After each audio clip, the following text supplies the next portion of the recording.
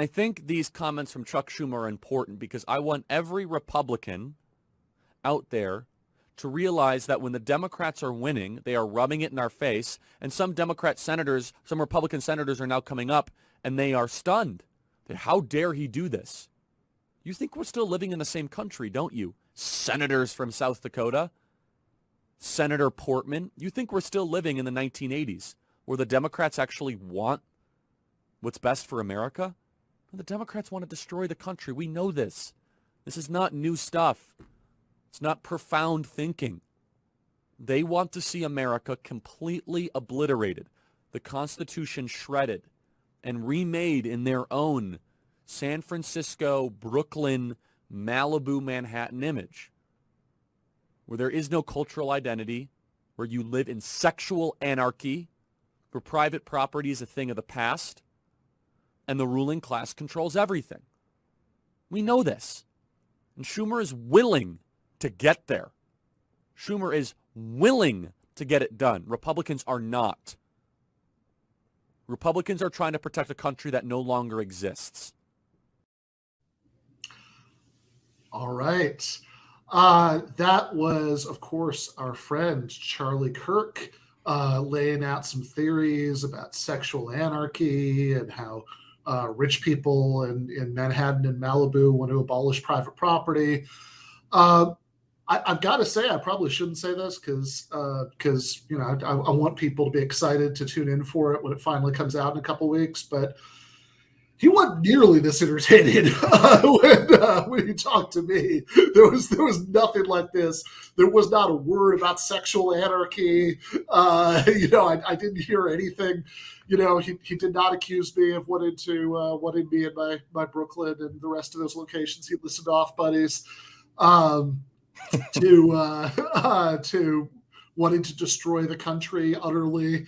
None of that stuff, which is actually almost disappointing.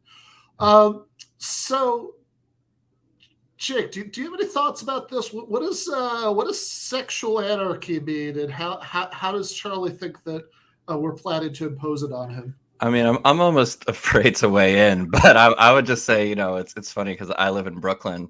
So his comments about Brooklyn abolishing private property and living in a state of sexual anarchy are intriguing to me. I haven't seen any signs recently, but maybe I don't know where to look. My rent check every month is going to someone, and maybe it's some kind of worker cooperative. I'm not sure, or going to the state. I thought it was owned by an individual, but maybe I'm mistaken. Yeah, all of these places definitely still seem to have, landlords. Private property is doing pretty good here in Brooklyn, I would say. Yeah, he also even listed off Manhattan, and private property is doing real good there. And it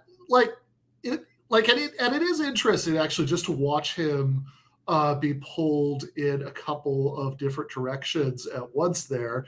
Because of course now he has done this thing where he's rebranded himself as a populist, and I agree with you, Darius. He says, I don't know what sexual anarchy is, but it sounds fun. So he's rebranded himself as a populist, which of course is what the debate I did with him was all about. Kind of trying to poke holes in that. If you're such a populist, why don't you want to raise the minimum wage? Why don't you want to give everybody health care? Why don't you want to make it easier for ordinary people to organize unions? But he also wants to red bait. So it's like at the same time he's saying, like in that minute and change clip we watched, he's saying both. Yes. So Antonio says Malibu is notorious for lack of private property. But this is the contradiction, right? Because at the same time, he says within 75 seconds or however long that clip was, he says that under the dystopia that's going to be ushered in once, not even the left, Democrats destroy the country utterly. Once this utter destruction of the country happens, he said the ruling class is going to control everything. And he listed off a bunch of, zip codes that are, most of those places he was mentioning are not cheap to live in. And so that's Charlie the populist. the ruling class is going to run everything. We hate the ruling class. But at the same time, Charlie the Red Baiter's got to, like when he's listed off all the terrible things they're going to do, make us live in sexual anarchy, said that private property is going to be a thing of the past. And I mean, I don't know. I mean, like, I'm not a sociologist. Maybe I'm very wrong about this, but I really was under the strong impression that rich people like having stuff. Yeah, for sure. And it's odd, because it seemed like some of this populist turn was a turn away from more of like the Christian moral panic, right? Like toward the Trumpian, who is more sexual anarchy than Donald Trump, right? So it's strange to see those two trying to vie for control within the same soundbite, right? There's all these ideas kind of pinballing off of each other that are hard to make sense of, but I guess they make sense to his audience. Yeah, exactly. And it's which is also like a whole bundle of strangeness in itself, like how these guys relate to to Donald Trump, and we're very concerned about traditional morality, but also whatever, Donalds will be Donalds. So I'm not at all sure about that. But it is a very strange clip. Like, also, okay, the Democrats, remember, he's not talking about, like, I don't know, socialists or communists or Antifa, whatever the sort of right-wing bogeyman of the week is. He's talking about Democrats. Like he literally mentioned Chuck Schumer at the beginning of the bit. Chuck Schumer wants to destroy all private property. Chuck Schumer wants private property to be a thing of the past.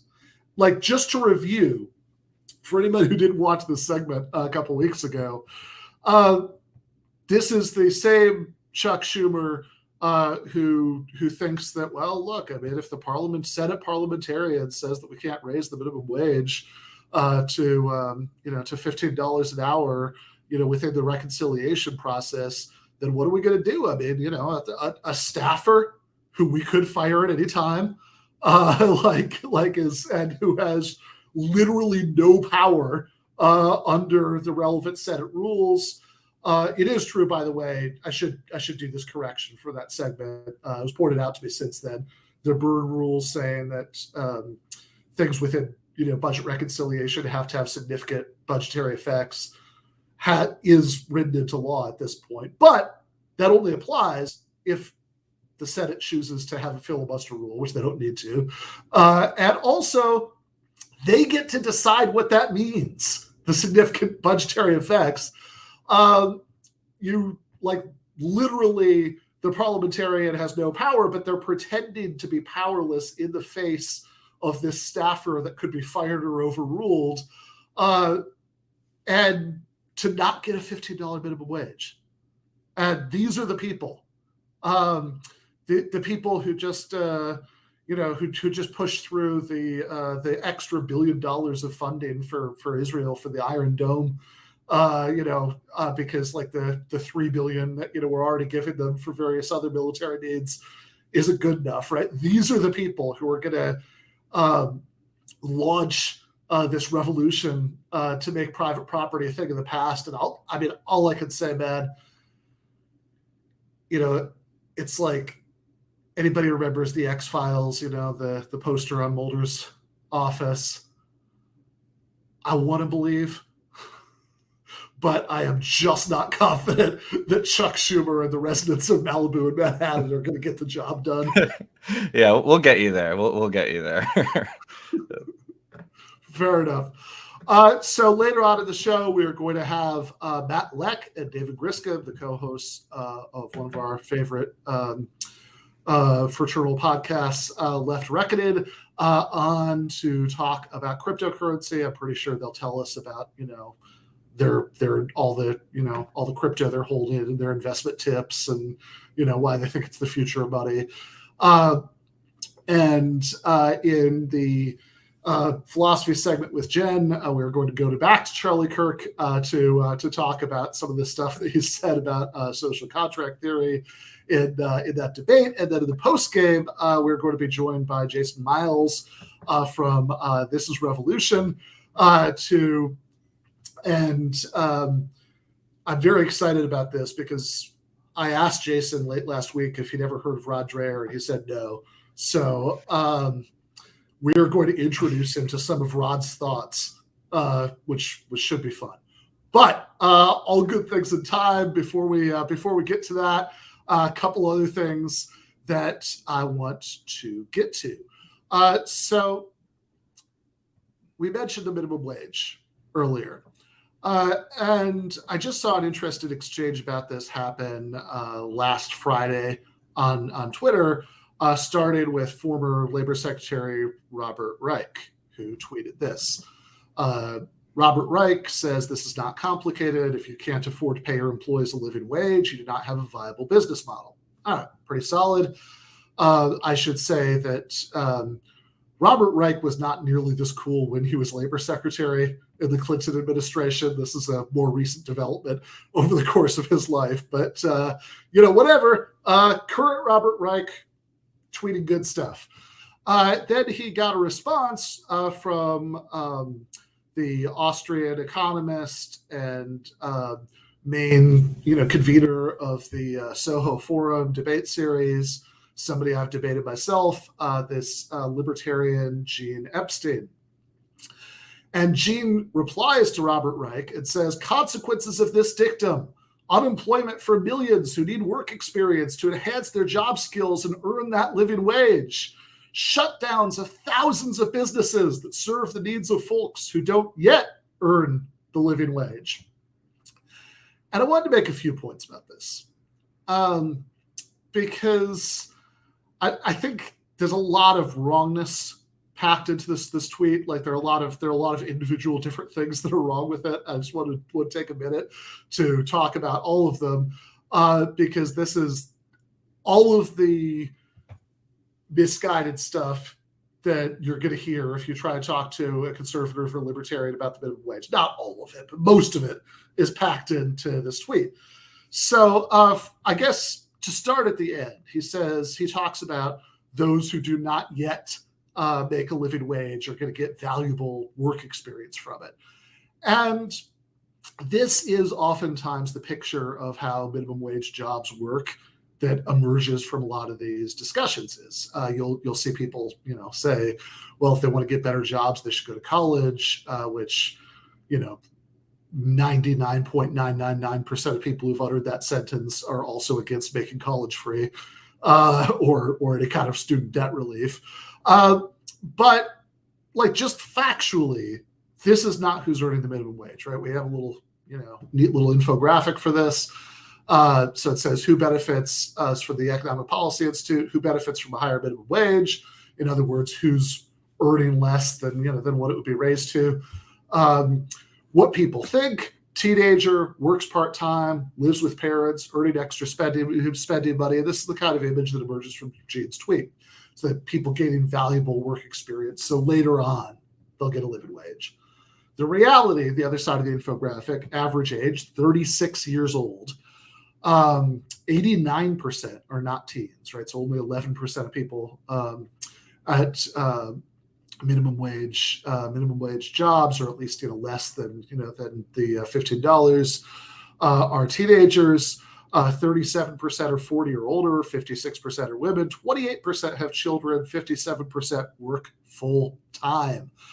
On average, the workers that we're talking about earn more than half of their family's total income. So this is worth emphasizing because the positive effects in the lives of tens of millions of people of getting that higher minimum wage are always just completely minimized in these arguments. Like, nothing really much is at stake on that end of the ledger, but the negative consequences are really bad. You're actually going to be hurting the people that you intend to help, which every single person who's ever said that has, said it as if this is the first time that the listener had ever heard it said. You're hurting the very people that you intend to help, because millions of people will be put out of work. So a few points about this. First of all, the jump from businesses that can't afford, $15 an hour or whatever, whatever minimum wage or higher wage we're talking about, will be put out, will have to shut their doors. And there are, of course, lots that say that could afford that. But, there are also others that, genuinely, right? Like, the profit margin is razor thin, and they really, would not be able to do that. But there's this huge leap from the premise that there are at least some businesses that would not be able to compete, given this higher minimum wage. Their business model rests on paying people poverty wages that would be put out of business, and the conclusion that therefore there are going to be these catastrophic employment effects for millions of people. And that just does not follow. It doesn't follow for a couple of reasons. One of which is that just because some businesses are not able to sustain themselves, that doesn't mean that every single person who worked for such a business is just not going to have a job. That's like if you're assuming a smaller business goes out of business and is replaced by nothing, that might be the case. But if you're assuming, that they'll, that their market share will be eaten up, by companies that can't afford that, then that not necessarily so. Now, you might say what you're really concerned with is small business owners. I think in the Charlie Kirk debate, it became very clear that when he talks about, populism, ordinary people going against the elites, the non-elites he's thinking of are small business owners, not workers. But, if who you really care, that was my take anyway. People can judge for themselves. But if you really care about small businesses so much, right, that's a higher priority to you, right? That small businesses stay in business, the smallest ones, the ones least able, to make a profit, stay in business.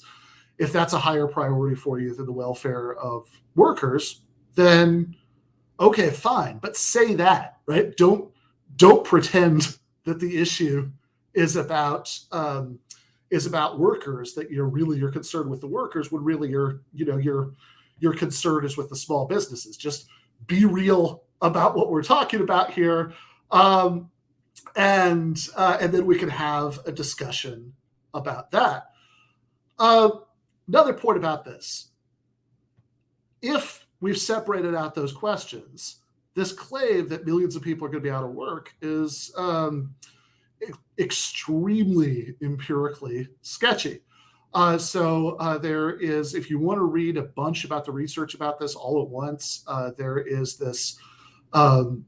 This is put out by the Center for Economic Policy Research, CEPR, I guess.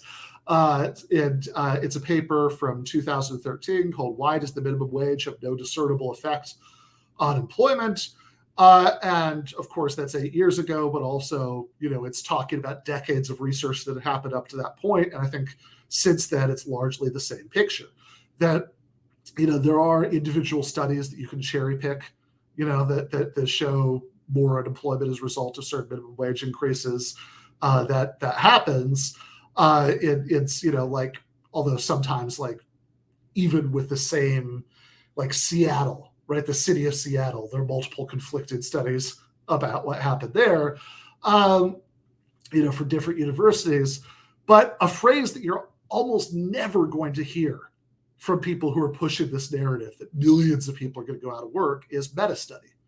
In other words, that they never talk about the meta-studies where you look, any particular study with a really small sample size might seem to prove all sorts of things, because you could have all kinds of weird little correlations that show up in individual studies. This is how people end up believing that plants can think and coffee cures cancer, because there'll be some tiny study. It's there seems to be this correlation we can't explain.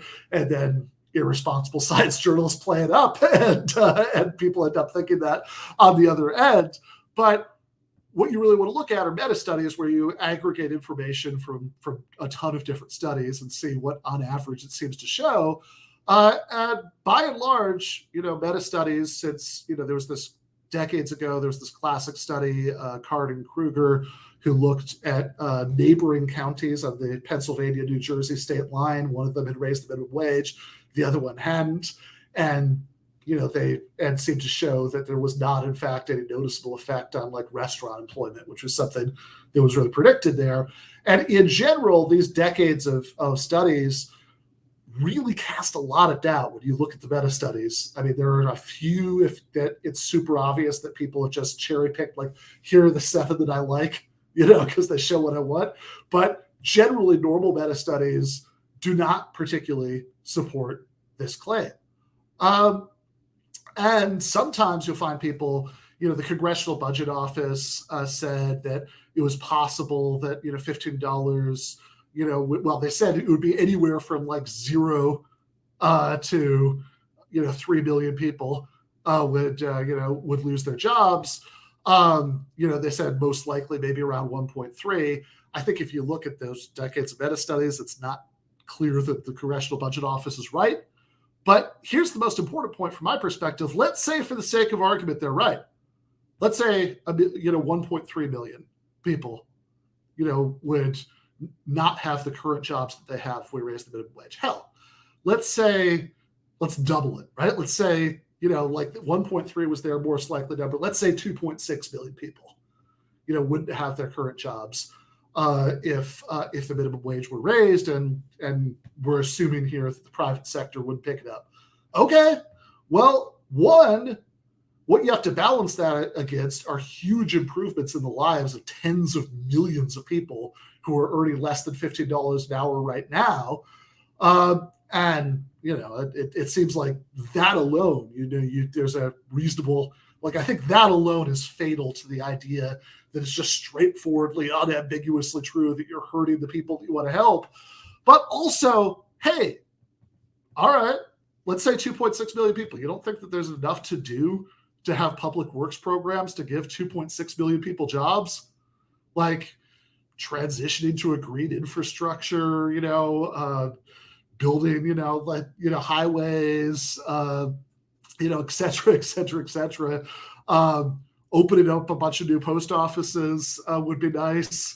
And instituted postal banking. Like I've got, like, anybody who wants to hear my list, it's not a short list. And employing 2.6 million people doing that is nothing. And people who support a higher minimum wage do tend to also support, an increased public sector. So none of this makes any sense to me. Yeah, I mean, it seems like at the end of the day, it's all about having a weak workforce with as few options as possible, right? Because to be forced to take shit jobs, and you see even the smallest effects of people questioning whether they really want to go back to work is already resulting in increased strike activity, #Striketober this month, right? So you can see the effects that honestly any increase in strength in the workforce already leads to some tangible results. So I guess I get why they're so scared, to have workers their lives improve at all and have better options. Yeah, well, it's funny too, because whenever the labor market changes such that workers actually have a little bit of bargaining power, honorable exceptions, but for the most part, the same crowd that normally says, we really want, it's very important that you just let the free market do its thing. And look, I mean, that's sad for you if nobody was offering you a job at the rate of compensation that you want, but nobody owes that to you, et cetera, et cetera. Suddenly, this is a big crisis. Nobody wants to work. We really need to put the squeeze on these people so they'll start working again. So, yeah. Okay. We're going to go to Matt and David in a minute, but I know you did have one other thing you want to throw in here. Yeah, just in my arguments with conservatives about this issue, I think the sticking point, right, is like, yes, there is a theoretical wage that would be way too high, right? Like Sure. we can't pay workers as much as we might want to. Well, maybe from like Amazon workers deserve this, but in general, if we made everyone everywhere pay workers $1,000 an hour, that would actually cause some of the effects that they're erroneously claiming would happen, right? So, if we're discussing this with conservatives, I feel like it makes sense to kind of cop to that, right? But then we kind of have to go into the methodology of how to find that number, right? So it could get pretty technical pretty fast. So I'm wondering, like, what advice you would have for people talking about the minimum wage? Like, how do we come upon that number? Yeah, I mean, I guess the biggest thing to me is that, sure, like, do I know exactly where, the economic effects would be so disastrous, that even I, right, wouldn't like run the kind of argument we just did, that like, no, not exactly, right? I mean, I think that there's a range of stuff that would probably be totally fine. Like above $15 an hour that I don't think, I don't think you can remotely claim this for. I'm sure there's a range of wages that, would start to produce worse effects and the trade-offs would start getting trickier. And then, yeah, right, once you're up to $1,000 an hour, right, that's sure, but, almost everybody would have to close their doors. You can't do that. And this is the kind of thing that conservatives like to trot out sometimes. Like there was a point in 2019 when Rashida Tlaib said, well, it doesn't, what did she say? $15 made sense when we started doing Fight for 15. But now, especially when you look at like when some of these things are finally going to start to go into effect, we should really be talking about more like $18 or $20 an hour. And there were all these conservative figures like, Ben Shapiro and people like that, who are like, well, if, she says 15 isn't good enough, 20, well, why not 25? Why not 100? Why not 1,000? And it's silly. And I think that, and I don't think you should have to be able to name the exact number to say that we can tell, yeah, $15 is fine, 18 is fine, 20 is fine, 1,000 is too much, right? Because life is full of things where, you don't know exactly where to draw the line because there's a giant, messy gray zone in the middle. But that doesn't actually mean there aren't clear cases on both sides, right? So, like the fancy way to think about this, there's something called the Psoriatis Paradox. Psoriatis, Greek for heap. Which is basically, all right, you have two stones next to each other. That's not a heap of stones. It's not a pile. All right, is 3 stones a pile? Is 4 stones a pile? Hard to say. Or like you could do it with hair.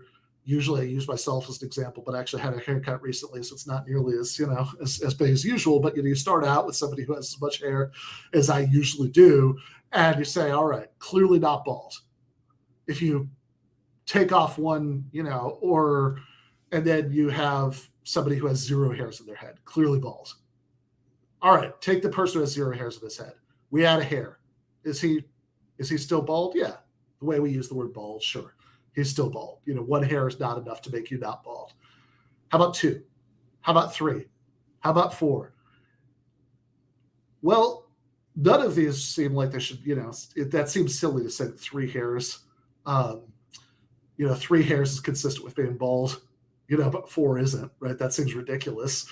And so you might be tempted to say, well, 1 hair more or less can never make a difference. And that sounds plausible, that 1 hair is never enough to make a difference. So if X number of hairs makes you bald, X plus 1 still makes you bald. Problem is, you apply that a million times in a row until you have as much hair as I usually do, and you'd say, I'm bald. Well, something's gone wrong here somewhere. And exactly how to think about borderline applications of vague concepts is something that a lot of people in analytic philosophy spend like way too much of their lives thinking about. Opinions differ. But one thing that nearly everybody agrees on who's thought about this is that we shouldn't do what's called the continuum fallacy. The continuum fallacy is when you jump from there are gray area cases we're not totally sure what to think about to therefore there are no clear cases. Like, yeah, you could probably come up with some number of hairs that say, all right, is that bald or not bald? I don't know, right? Like I'm not sure exactly where to draw the line, but that doesn't mean that we can't clearly say that I'm not bald and I don't know, pick a bald guy. That guy is bald. And similarly, it's a ridiculous response to Rashida Tlaib saying, well, we could have $18 instead of $15 now. I say, well, why not $1,000? Because it's the continuum fallacy. So there we go. That felt good because that was an old-fashioned TMBS debunk kind of explanation. And we are about to bring on our good friends and comrades, David Griscom and Matt Lech. Hey, Ben. Hey, Matt. How you doing? Good. I'll let you introduce David before I start talking. David, you're muted. How's it going? This man is a media professional. I'm glad to be hanging out today. Very excited to be talking about our favorite thing, cryptocurrency. Matt and I have dedicated our lives to this problem now. So. Exactly, yeah. I just want to say on the previous topic, that whole, what wage is too much? Let's find out. I don't know. Like, let's just do an experiment. It's sort of like this. I haven't really been following the David Shore discourse very much, other than like what people are saying about it on Twitter, but as far as like, will you get credit for doing popular things or X or Y? It's like, do the popular things and see. Like, I think Alex Pre made the point, like, we don't have a sample size. So like, I guess we can just theorize about what might happen if we do this stuff. Yeah, I would definitely prefer to err on the side of like, let's raise it a whole bunch and see if see how that plays out. We could then start to gradually, like take it down if we have to take it down. But yeah, it's obviously it's ridiculous. I mean, the idea that like, there's this thing that says 1.3 million people would lose their jobs because God knows the federal government of the United States could not possibly come up with like things for 1.3 million people to do. Yeah.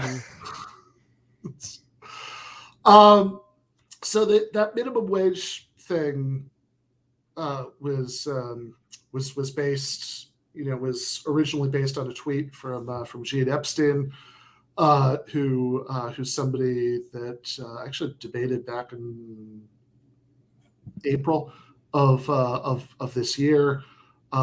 Very different thing from debating Charlie Kirk. Very different kind of right winger than Charlie Kirk. I don't think there are any clips floating around of Gene Epstein talking about sexual anarchy. Yeah. What was your gauge of Kirk? What was my gauge of Kirk? I'll say one thing, which is that the entire time, and I mean, I'm not like, telling any tales out of school here. I think you can actually look at the two previous installments of Debate Night with Charlie Kirk that are already out, and you can see this in the videos, that when he does these things, he has this glossy binder on his lap that I gotta say screams prepared by staff to me. I'm sorry, like Tucker's bringing back the Obama or the Biden, like what is it called, teleprompter whole conspiracy, just as if we're supposed to take that seriously. Charlie Kirk has a binder of talking points. Stop the presses. I mean, again, it's check out either of those two. Like the one before me, the abortion one, which is already up on his YouTube. Like, check it out. Right, you could see it right there. So. I think that would be, if I were going to give a tip to Charlie in the future, I think you'll be prouder of yourself, and other people will be prouder of you if you Typical socialist Ben, very, very upset that somebody worked harder, prepared more for him for the event. Yeah. Terrible. The industrious mouse. Yeah. So going into what I brought you guys on to talk about, I was thinking about how we could set this up, and I was thinking about that debate with Gene Epstein from back in April, because there was this really interesting moment that happened in it. So to set this up, in that debate, his view was basically the typical like hardcore libertarian view that anything that's wrong with capitalism is because of like crony capitalism. It's that there's the government is whatever, how that goes. Stinking cronies. Yeah. and so there was this moment, now he doesn't mention Bitcoin in here, although I think it actually would have been a little bit better if he had, where this came up, and at the end of the part you're going to see, I asked him about this, and I think this is the point where a lot of other libertarians would start talking about Bitcoin. Jake, do we have this clip? Ben, you were really offended by income inequality, right? So I want to touch specifically on that. So if we did what Gene said and rolled back crony capitalism and really had a true clean capitalism where, the intersubjective wants of consumers are honored much more, and we had a radical increase in standards of living because of this, but still had income inequality, does that really matter? Is it just not envy at that point? I'm sorry, can you repeat the last part of the question? Yeah, so if we had much higher prosperity with clean capitalism, but still had income inequality, does it really matter at that point? Why would you still be offended by it? I got you. Thank you. So yes, I think that first of all, of course, it goes without saying that I don't accept the hypothetical that truly clean capitalism would result in this greater prosperity. In fact, I think in the real life, in numerous ways, every successful market that's ever existed has been propped up by numerous forms of state intervention. That without state-backed currency, without limited liability corporations, without intellectual property protections, all sorts of things that many libertarians object to, I think it's very unlikely that we would have a form of capitalism that was even close to the level of prosperity that we had right now. But even if I did accept the premise, right? So it's an interesting thought experiment. If we had much less poverty, but we still had rampant income inequality, would that still be objectionable? Well, it would certainly be less objectionable, because one of the things that's wrong with income inequality is that it results in the coexistence of great wealth and great poverty, and redistribution could solve a lot of that. But that's not the only thing that's wrong with income inequality. Another thing that's wrong with income inequality is that it makes political equality ludicrously impossible, because concentrations of wealth in every country that's ever existed always lead to concentrations of political power. Sometimes Americans believe we can campaign finance and reform our way out of it. Not going to happen. Concentrated wealth always leads to concentrated political influence. Another thing that's wrong with economic inequality is that it gives some people much more power over others in workplaces. So yes, I have to say, I find extremely unlikely hypothetical that you just gave me, then I would think that would remove one of my objections to income inequality, at least income inequality as extreme as we have. It certainly wouldn't reject, it certainly wouldn't would remove all of them. And I am very, very curious about how far Gene would actually want to go in removing the state from the economy, and whether he really believes that really removing the state from the economy so we can have some libertarian vision of clean capitalism is going to lead to more prosperity, as opposed to realistically quite a bit less. Wow. Okay. Well, thank you for the question, Ben. Briefly, again, I don't know. I didn't invite Paul Krugman. I invited you. With respect to that question, it's a big topic. Obviously, I do believe that under crony capitalism, the rich and powerful are supported. You even seem to believe in regulatory capture. You suggested that clearly, if we weaken the state, if we go back to something like the vision of the founding fathers, we'd have much greater justice in this society because the state is used to protect the powerful. That's the basic nature of the state. You pass laws, you pass regulation, the powerful and the moneyed interests get interested. That, to my mind, is just sort of basic political economy. The only thing I would say, however, in terms of actually relating to the larger question, is that what Ben wants to do is foster a dystopia of greater government power. Wow, he got you. Yeah. Clean. Yeah, I mean, I think a killer response to the objection as well, if I wanted to talk about that, I talked to Paul Krugman. Yeah. Clean capitalism. That'll fit on a bumper sticker for you. I mean, it's so funny how much of like libertarian argument really does seem to be just trying to rebrand things, right? It's like we're criticizing the system. Oh, well, that's crony capitalism, and like the good imagined capitalism, that's clean capitalism. Anyway. Yeah, imagining capitalism without an extremely coerced labor force. It reminds me, honestly, like, I don't know if we want to bring this right to blockchain, but like, it reminds me of the blockchain bros that are like, we could have blockchain without the massive environmental costs. It's like, well, maybe you could. Theoretically, I feel like there's a fundamental issue there, but I don't see it happening. Yeah, no, exactly. So I think that, I mean, really, I think what they mean by clean capitalism or not, capitalism is not crony capitalism, is capitalism where somehow magically people with lots of money can't find a way to translate that into political influence to get rules like written in their favor, which I don't know what the plan is for bringing that about. Mm-hmm. But also, when he says, oh, all the problems with capitalism are because of too much government intervention, this is what I'm always curious about, whether people like him really believe that if there was no state intervention at all in the economy, that you could even have a functioning economy. And it's always seemed to me that one of the clearest examples of this is, good luck having even a minimally functional economy without state-backed currency. Mm-hmm. All of the examples that we have of thriving economies are all involved using currency that was recognized by governments, accepted as taxes, and and all that stuff.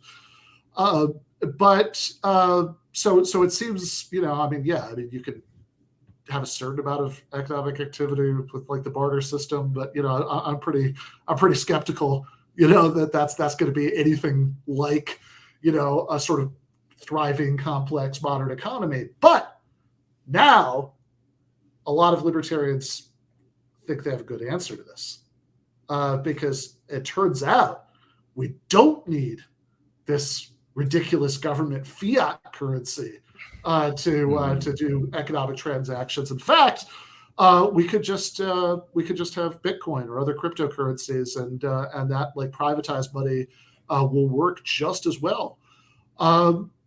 So why isn't that true? Yeah, I mean, there's a lot to get to with crypto, and I think the way you're starting it here, I think is a good way to start, because I think I'd like to get back to it later too. But I think one of the things that causes so much confusion about like Bitcoin and crypto as like an answer to a lot of the problems we have is the same thing that when people are talking about income inequality, they're talking about it as if like, I don't know, higher wages in themselves, right? Or even if people just had more money in their pocket, a lot of these problems of capitalism would be solved.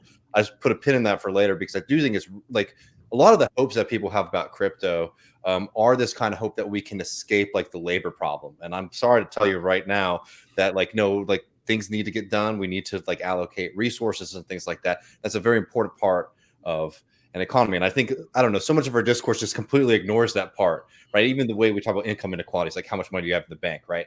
Right. Anyway,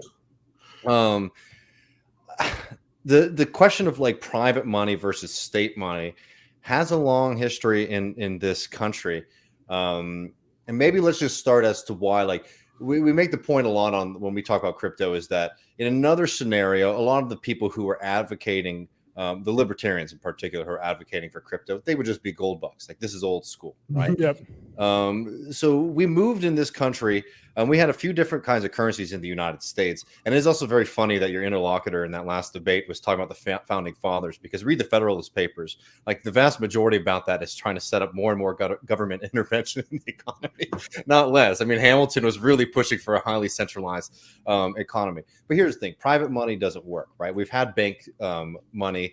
There's a lot of problems with that. Some people will accept it, but there's always fundamentally the risk that one day bank issued currency won't be accepted, or the bank will just become insolvent. We tried state, like literal, like American states currency. That didn't work either. Eventually we decided to start issuing U.S. federal government money, and at first it was backed by metals. That worked for a bit, but the problem was that the United States economy was constantly was having to deal with the problems of trying to source gold and eventually silver to be able to back the dollars that it was putting out, right?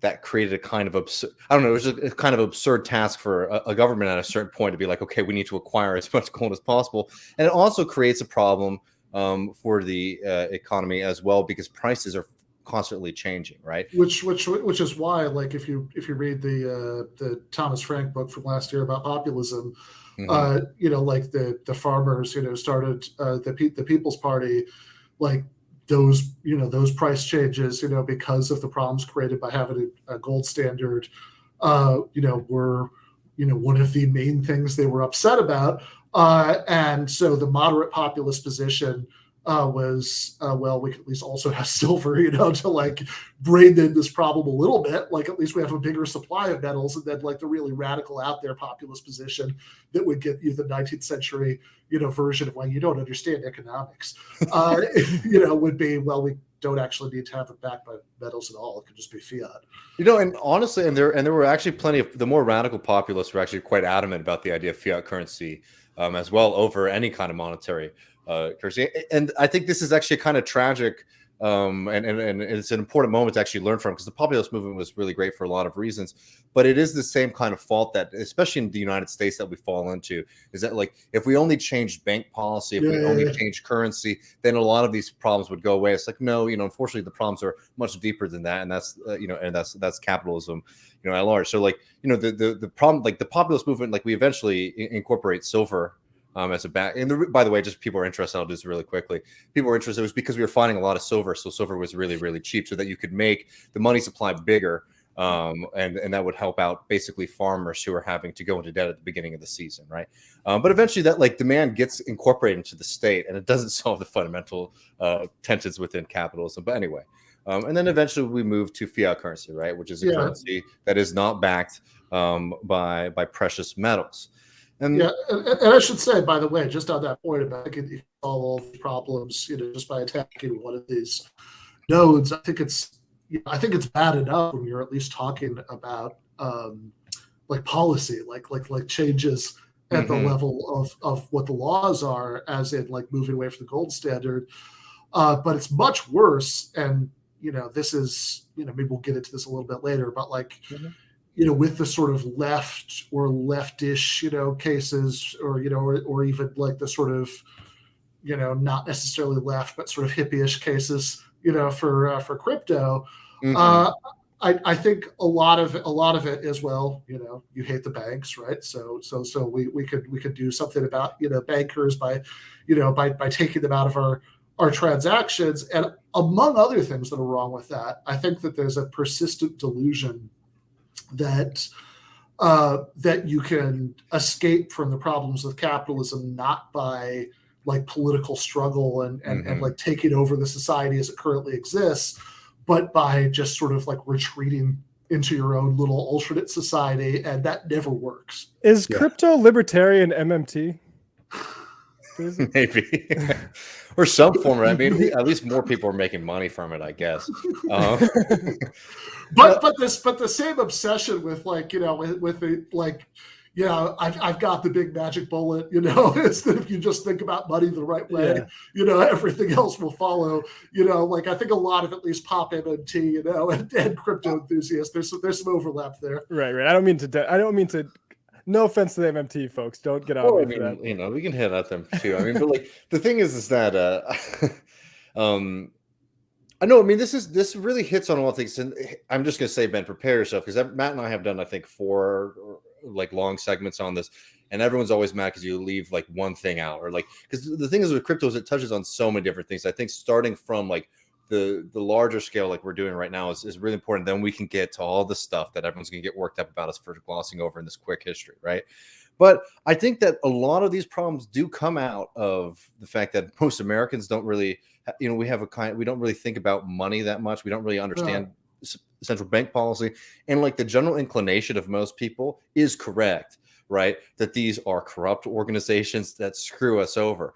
But the problem, like the solution, at least, for example, with like the Federal Reserve or central banking, maybe to be more accurate in general, not necessarily just the Central Reserve, is that while they do things that hurt working people constantly, that's because they are controlled, and they're the people who they're answering for are the elites and the super wealthy in this society. I bring this up because, like, why do some of the bourgeoisie, why do some of the rich like want to push back to gold currency? It's because they don't like having to deal with the Federal Reserve, essentially a central bank, having control over monetary policy, right? And even though the Federal Reserve regularly pursues monetary policy that is to the benefit of the super rich, it does have the power to, for example, screw over some industries, screw over some capitalists, and then obviously in the long term could pursue policies that would help out the vast majority of people versus the elite, right? And I don't know, because like so many people see it, and the Federal Reserve, the way it works is very shadowy.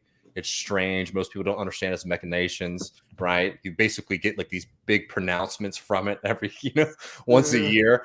It can seem like a very mysterious organization. I understand why there's a lot of conspiracies about it. And I'm not coming in here today saying like the Federal Reserve is great and standing up for working people. But a lot of the attacks that you get especially from the libertarian side, that are, in my opinion, are very conspiratorial, and also don't line up with American history, because the Federal Reserve has been one of the best tools that the American government has had to crush not just American workers' power, but also any kind of growing governments, specifically in Latin America, right? And when we make this move over to like fiat currency, though, specifically, it means that the government actually has a lot of potential to mess with the money supply, not just like in terms of inflation, but also essentially because the Federal Reserve is setting like the rate of interest across the economy, right? The Federal Reserve has a lot of power.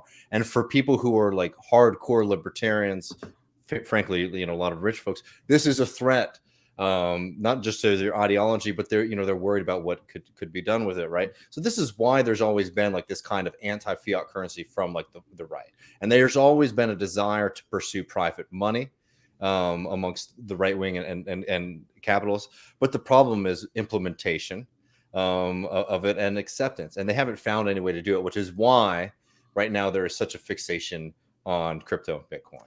Yeah, I just want to make one point on the fiat currency thing. I was reading The Politics of Bitcoin Software as Right-Wing Extremism by David Golumbia, which is a really good text on this, which goes into a lot of the sort of origins, and particularly in gold bug circles of cryptocurrency. And I think like crypto people kind of hand wave it away as maybe genetic fallacy sort of stuff. But I actually think there's a little bit more to it. And I just want to share this one bit about fiat currency. Frequently in Bitcoin discussions, one reads a circular assessment that fiat in fiat money refers to the fiat of the state. That is an official decree that turns the currency into money.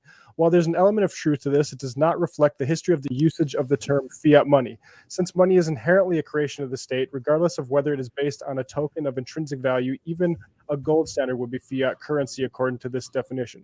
One suspects that fiat by the state is used in these definitions because the thought of some non-state actor deliberately suggesting that it could flout national law and declare its own currency to be money would be unthinkable until very until very recently. But there is no way around the fact that Bitcoin advocates have no mechanism except fiat by which to declare their currency to be money. And I bring this up in the context of Bukele and that whole experiment. And of course, like El Salvador.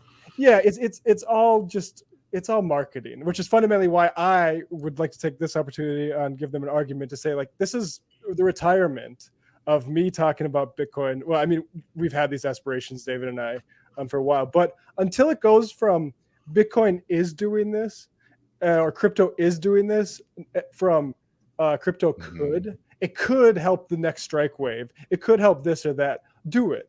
Show a pattern of doing that, and then like maybe we can start taking some of this liberatory stuff seriously. Because as far as I'm concerned, it is just gold bug stuff.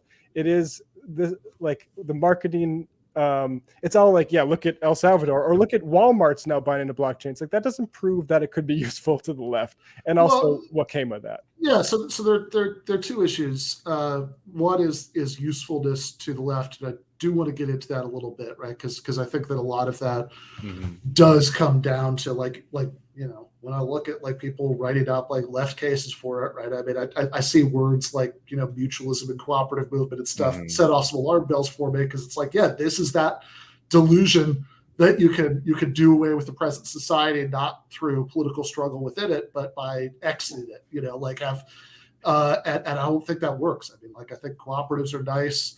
Buy my books, read Emma's. I think it's probably useful to have a few exist, as sort of proof of concept that workers can run the show without, unelected bosses.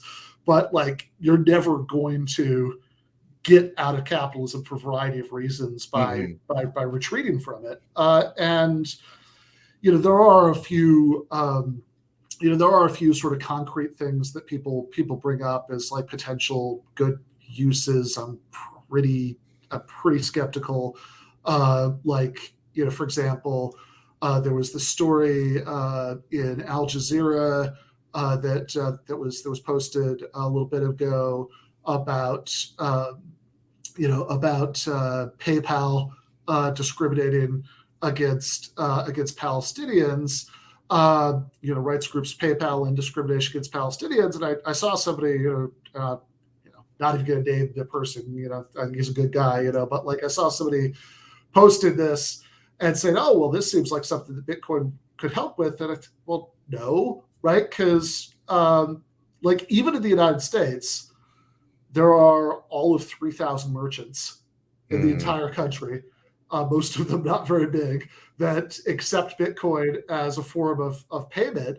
And so it seems like if you're going to, like, what's the plan here, right? Like, because if sure, I mean, somebody at the West Bank could buy some Bitcoin, but then do what with it, right? Well, like, are they purchasing things with it, or are they translating it back to real money and then purchasing things with that? In which case, you have the exact original problem that it was supposed to solve. I think this, yes, and there are worse pieces and arguments than that out there. I mean, I think one thing that really like sparked Matt and I's desire, like, because Matt and I have had these feelings about Bitcoin for a long time, but everyone gets really worked up about it, so we never figured it was an issue. But once we started to see these kind of like humanitarian promises around it, and also what Bukele is doing, we started to realize, okay, well, this is actually starting to become something that people need to understand why it is a problem, right? There's a piece of in Bitcoin magazine about how like Bitcoin is going to help, Palestinians as well, like, fight against apartheid. And what's so frustrating, and this is what's so frustrating about the way a lot of these kind of like humanitarian arguments about Bitcoin are set up, is that like they go through like a long checklist of like all the things that people go through, right?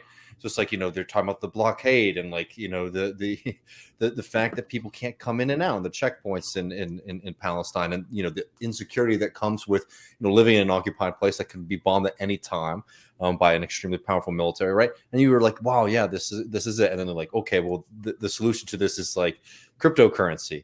Then your eyes start to roll over, and then you really start to read the argument, and it doesn't really go anywhere. It really is just like, and this will be the solution full stop. For maybe, and really, if you look closely, it's always like a slippage between this might help a certain people get some money out, and like in certain contexts, maybe we applaud money laundering, and that's good, like to get like, evade some things, fine. But as far as like something that could scale up and help an entire society, of course, there's no plan for that at all. Well, there's no way. This is really important to get right, because like not only is its implementation is going to be a big problem, but like in the scenario that Ben was just putting forward earlier, it's like one, what are you going to buy with Bitcoin in the first place? Two, this is an extremely volatile currency in the first place, right? So this is like, you know, people putting money in the bank is not like the best use of your money, right? If you want to make money, putting in the bank is for suckers, right? That's why rich people don't have millions of dollars in their bank account. They have a little bit of money, and they diversify, right? But people, you do want to have a certain amount of money in the bank because it's secure, and in the United States, it's backed by the federal government if anything were to happen. In Palestine, right, and in a lot of these other parts of the world where they try to push it, basically what they're talking about is that there's a lack of like a digital payment system, right? But to use Bitcoin in Palestine, right, you would either have to have a computer that has 24-hour access to the internet that is also extremely powerful to be able to run all the protocols necessary to hold your own Bitcoin, or go through a provider, right? So then when we're talking about the original problem with PayPal, right, it's the same problem, and the problem is the fucking occupation, right? Yeah, well, I mean, that's clearly the larger problem, right? But it's like it's not even a way around it in that sense, because to do what they're suggesting, you would still have to go through a third-party system, basically, and that's how most people hold Bitcoin, is like through a third-party system that holds it for you, not just you holding it on your computer, right? And like this is the thing about it, is like the people who make these arguments, they know better, but they expect people that don't get it, you know, the people who don't follow really closely to just sort of not understand what they're saying. And the biggest point about Bitcoin, and there's so much to get to, and I want to make sure we're not missing anything here, because I want to get on the left stuff soon, but like I can already hear them getting mad at us for not explaining it enough, right? Here's the fundamental problem with Bitcoin, is that it's a speculative asset, right? And it's a game where you want to be the last sucker holding the bag, right? And you want to make sure more and more people are continuing to buy this crypto, this asset, so that it continues to rise in value, and then you can sell it to somebody off in the future. And there's a lot of people. I make a distinction when we talk about this. There's true believers, and then there's just like, you know, prospectors, right? There's just people trying to make a quick buck on everybody else. Yeah, I've been rewatching Deadwood, the first season. There's a lot of selling stuff to both the actual stakes and so also the point is that they're selling stuff. Very good business. And the reason that we have left versions and humanitarian versions of Bitcoin and super far right versions of Bitcoin, right, the way that it's being sold and the things that it's going to solve, is because I'm sorry, man. This is looking like, for markets. Buyer beware when they promise you everything. And like, this is the thing with Bitcoin, is it promises almost every problem that you could ever imagine. It's somehow going to solve it, and that should put red flags up. Yeah. So I want to be really sure everybody gets the point about the Palestine example, because like, I mean, some of the other humanitarian examples, look, could you set up some complicated arrangement where every time you do a transaction with this particular thing, there's like 1% that like goes to, you know, strike fund or something? Sure, you could. Mm-hmm. You could also do the same thing in a much less convoluted way with regular money, like that, you know, like whatever services you're providing with that, you know, you're doing that. Appreciate that very much, Fuzzy Slippers. I'll read that one. Says, sending in a donation because it's beautiful to see the TMBS crew together. Keep it up, y'all. Would love to see Matt and David on more. Left is best. So thank you for that. But also in the specific example about thinking that with the Palestinians that this will get around the PayPal problem, like you don't. Okay, two things, right? First, as you say, a lot of people on the West Bank do not have as regular access to electricity, never mind Wi-Fi, as the Chivo app, as you might be imagining. But like, even if you do, generally speaking, right, most people who buy things with Bitcoin. And by the way, just to review, the percentage of Bitcoin that's being used as currency, that's being spent on things, is what, 95%, 99%? Oh, I think it's something insane. Like it's like only like 1.7% is actually used for. You know what? This is actually funny that this was a setup, because I heard you say it before. You actually just overestimated. It's 1.3. Okay. So at least that's what I remember from the previous one. But yeah, it's 1.3% is actually being used to purchase things. The rest is being held by Winklevosses in sort of reserve in case they need to really get democracy and decentralization going. But like in the case, you know, of these hypothetical Palestinians using it to get around the PayPal discrimination. Okay, first of all, even out of that 1.3%, most people are still using like a third party to spend Bitcoin. You know, that it's not really, you know, the original thing was every individual user is going to be their own node. That was totally unwieldy. You know, in practice, most people are trusting a third party, and trust is the key word, because if the third party that you're trusted decides to just take your money, you do not have the options that you have if you have like real money in a bank. Mm-hmm. And also you know, like fraudulent transactions. That's the thing. I mean, like, okay, so like let's get into some of the big claims of Bitcoin, right? Why this is a revolutionary currency. The main one that people like to push on is decentralized, right? And decentralized is like, you know, it's a buzzword, it's a fantasy. It can, you know, whatever your little heart desires, that decentralization means. If for us as leftists, it means like getting away from, you know, nasty corporations. That's what it means. If you're a right winger, it means making sure that you don't get taxed. That's what it means, right? It can mean anything to any person. But functionally, what decentralization means in the cryptocurrency world, and specifically with Bitcoin, is that you have to work as your own bank, right? And some people say like, well, that's liberatory, right? You don't have to deal with all the nasty paperwork and shit like that. But when you put money into your bank account in the United States, it's there and it is backed by the federal government, right? It's backed against collapse, right? It's backed against fraudulent transactions. Or, you know, chargebacks, and it's certainly backed in a way that if somebody is scamming you for money, that money could be tracked and then retraced and returned to you, and that person could face criminal charges. Bitcoin requires you to serve as all of those different functions that banks function as, right? So you need to be your own security, right? You need to, you know, be smart enough to be, you know, protecting yourself from potential like economic collapse. So basically it's like, don't be stupid, right? Which is like a really shitty way to you know, to back and secure, you know, an economy. And it's just like it requires you to do all these functions that banks do, again, for no real upside to yourself other than potentially subverting like the law, right? Subverting certain kinds of restrictions, and or being functionally untraceable. And more, we're finding that Bitcoin is not as untraceable as they claim. Now, it does take a lot of effort for the FBI, for example, to be able to figure out what you're doing on there, but they are very happy to spend the time necessary. They found plenty of people who have been using, you know, Bitcoin, for example, to service and purchase like illegal drugs or sell illegal drugs, right? Which takes a long time, so they're not going to come at you for like buying some LSD on the Silk Road or something like that, right? But like this kind of big promise too that it's completely untraceable has been proven to be fraudulent as well.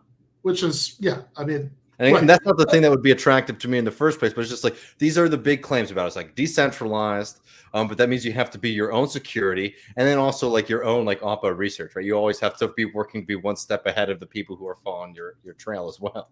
Yeah, well, I mean, I think decentralized is the last thing that you would want in a currency, and to the like, you know, for all of these reasons, right? You know, what I want in a currency is that. You know, it can, you know, that the money that's in the bank is backed up, so it's not just going to like disappear, you know, due to something happening with the bank. That in the event of an economic crisis, you know, there's the government that issues it which I hope I'd have some kind of democratic control over, can like actually intervene to set things right. Ask Greeks what it's like to not have that. I'd like it to be centralized enough that you could do things like give me a reverse when somebody uses my credit card, my debit card from the bank, like in Texas. I'm like, well, I haven't been there. I don't what happened there. Yeah. And all of these things require decentralization. The only thing that would potentially even be good about decentralization is either, okay, everybody hates the banks, that you've got this fantasy that you're going to bring down the power of banks just by like individuals, pulling out of it, which again, so like I think there have been like various forms of communes and alternate societies and stuff. As long as there has been capitalism, none of this stuff ever goes anywhere, or because you're trying to hide it, which actually is a mixed bag, because in some ways it's actually much less transparent because the blockchain technology is actually set up in ways that make it impossible to cover your tracks in certain respects, right? It's like a ledger that you can add to, you can't subtract from. But like also, okay, sure. I mean, if you could use it to buy LSD on Silk Road, or I don't know, like get around a sanctions or something, good for you. I have nothing against that. But the idea that has some great like systemic liberatory potential just seems bizarre to me. I don't understand. The systemic thing, like I feel like if you're really worried about the systemic problem of money surveillance, you would just be a paper money like zealot, right? like that's what I would personally be doing. But the claim is that you can't do digital payments, and that's like the real demand. So like that's why there's a fixation on remittances. Even though in most places there are actually much cheaper and safer ways to do remittances. Well, that's the thing. In El Salvador. Yeah. El Salvador is a great example of that, and for people who aren't familiar with this, Bitcoin is now legal tender there, and it has been an unmitigated disaster. And the promise was that it was going to make remittances between El Salvador and the United States easier. For people who aren't familiar with what the word remittances is, that's basically, people who are living in the United States and you have family who's living in a poorer country, you send them money to help them out. It's because on the exchange rate too, a few bucks, a small sum of your, a weekly wage could go back home and really provide a lot for folks. And for countries like El Salvador, countries like Haiti, hell, even countries like India, that ends up being actually a significant part of the of the economy. And there's been plenty of people who want to get their hands on that kind of activity. And what we've seen in El Salvador is that they try to come up with a solution that was less efficient and ended up being more expensive. There's so many use cases that people try to push Bitcoin for, and the thing that's frustrating about it is that like in its best fantasies, it's quite like dangerous, and I think it would be damaging. And then in this actual practical rollout, it's incredibly underwhelming and inefficient. Which again, why we go back to something that Ben noted earlier, is that the vast majority of Bitcoin activity is not buying and selling things. It's not using it. So they call it a currency, right? People call it a currency, but people don't really use it as a currency at all, right? And you start to realize that for the most part, this is just a huge hype chain, right? That's like functionally what it is, right? It's something that you buy, and if you buy it low enough, you're good, and you can sell it high enough, then you're even better. And then you tell all these people that it's going to solve all these problems and hope that ends up helping out, right? And then it's also, and in the meanwhile, hope that, you don't get messed up at the big Elon Musk shock, right? Whenever he like tweets about it the wrong way or whatever, right? It's an extremely volatile.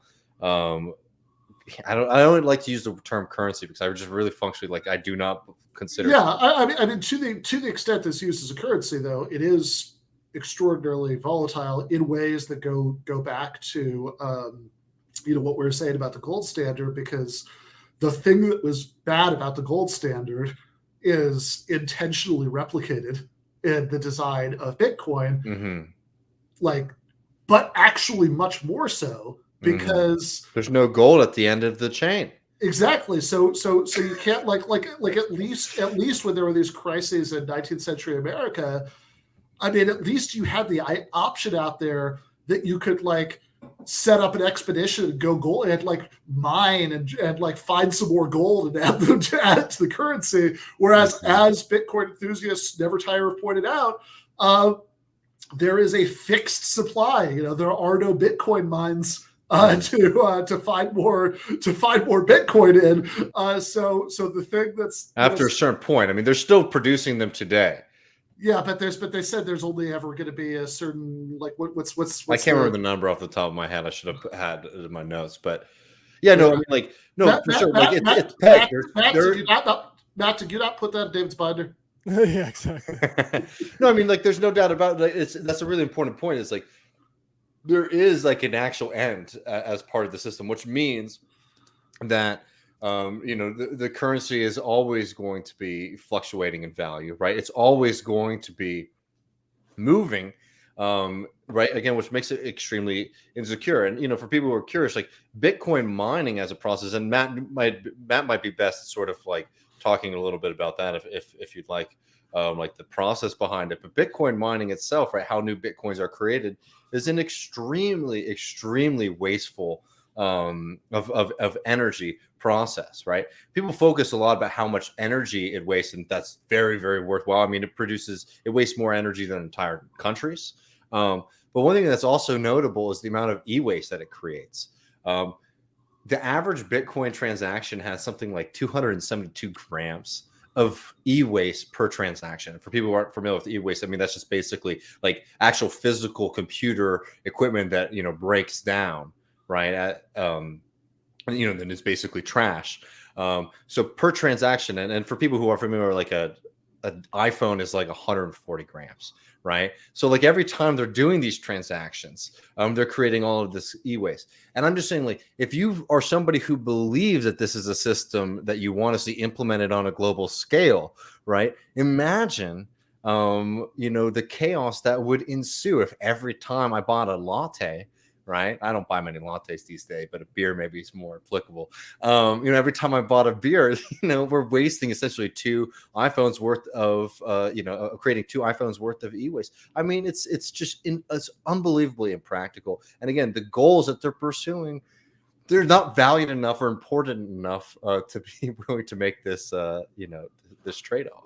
Yeah, exactly. I think that I think that the reason that it's not like, Matt, you're talking about people say that talking about the ideological origins of crypto is genetic fallacy, and I know what they mean by that, right? That just because bad people came up with something for a bad reason doesn't mean there necessarily could be a good reason. But I think in this case, the reason that that's actually relevant information is that for a lot of other purposes for which people have flogged this doesn't make any sense. Like, why would you do that, right? I mean, it just seems like there are not a lot of upsides here as compared to real money, and there are a lot of and there's certainly a lot of downsides that real money doesn't have. But the fixation on it makes sense if you are basically embarrassed by the fact that you are a huge free market guy and you want to tell yourself the story about how markets function best when they're just left alone. And you've got this embarrassing fact right at the heart of the whole thing that all of these markets, the lifeblood of the whole thing is government currency that it very clearly could not function without. And then so it's like, yeah, that sort of fantasy, even though you have to do all these bizarre and elaborate things to even use it, right? That the fantasy that you could have totally privatized money actually does make sense from that perspective. Now, that said, I do want to make sure, because Matt said this is the last time I was going to talk about it, and because and because you guys actually sent me a couple weeks ago some comments that people had left on your videos saying like, well, if Ben Burgis were talking about this, he'd be much more fair about it and less dismissive, since they've apparently never heard me talk about Bitcoin before, but I don't want to disappoint those people too much. So I want to show you guys at least a few minutes of the case for this. So this is somebody at a debate. It's this weird libertarian debate. It's the other guy's a gold bug. We're not going to watch that part, but he's making an opening statement. He's explaining why we're wrong, and as a matter of fact, Bitcoin can become not just El Salvador, the world's money. Also, drove up from Boston yesterday, and I noticed on the Welcome to New Hampshire sign, it said "Live free or die." And you got to imagine, as a Canadian, I'm not used to that kind of shit, right? We're more used to like, do whatever the government tells you to do, and everything will be fine. So I thought that was pretty fucking awesome to see that as a slogan. I'm not going to be, we have to keep this narrow because this is the proposition of Bitcoin will inevitably replace government fiat as a preferred medium of exchange. Bitcoin is a very deep rabbit hole. There's lots of stuff to discuss about it. So I'm going to have to necessarily keep a lot of this fairly brief, and I'll focus on the resolution specifically.